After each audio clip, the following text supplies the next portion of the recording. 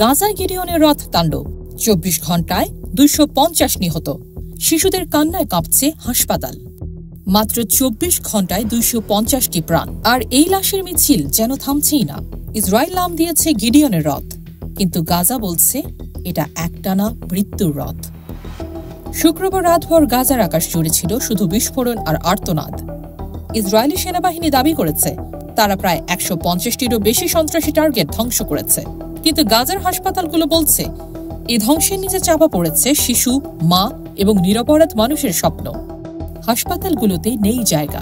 British surgeon Victoria রোজ জানাচ্ছেন, আমরা শারীরিকভাবে বিধ্বস্ত, শিশুদের মুখে দাঁত নেই, অপুষ্টিতে দেহ শুকিয়ে গেছে, তাদের চোখে শুধু ভয়। ইসরায়েলি সেনারা বলছে এই অভিযান হামাস ধ্বংস না হওয়া পর্যন্ত চলবে।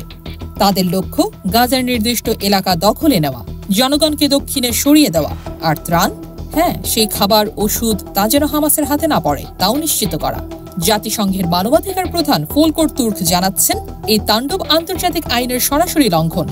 তিনি বলছেন, গাজার জনসংখ্যার কাঠামো বদলে ফেলার স্পষ্ট ইঙ্গিত মিলছে, যা কিনা জাতিগত নিধনের শামিল হতে পারে।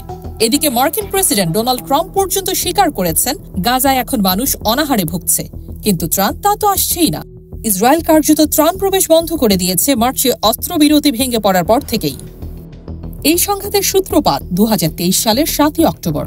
হামাসের এক আকস্মিক হামলায় নিহত হয় প্রায় ১২০০ ইসরায়েলি, জিম্মি হয় ২৫১ জন, আর জবাবে শুরু হয় ইসরায়েলের সামরিক অভিযান।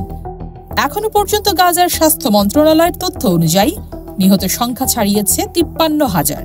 উদ্বাস্তু হয়ে পড়েছে লাখ লাখ মানুষ। এখনো হামাসের হাতে রয়েছে ৫৭ জিম্মি, যাদের মুক্তির অজুহাতে চলছে একের পর এক আক্রমণ।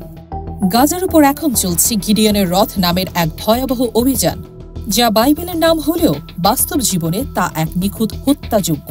শিশুদের কান্না, মায়ের চিৎকার, ধ্বংসস্তূপের নিচে চাপা পড়া পরিবার, এসব কি আমরা শুধুই পরিসংখ্যানে মেপে দেখব, নাকি এসবের পেছনে মানুষ আছে? এই সত্যটা মনে রাখব। এই যুদ্ধের শেষে কে জিতবে তা সময় বলবে, কিন্তু এখনই যা নিশ্চিত তা হলো মানবতা হেরে যাচ্ছে, আর গাজার আকাশে আজও কোনো শান্তির বর্ণ নেই।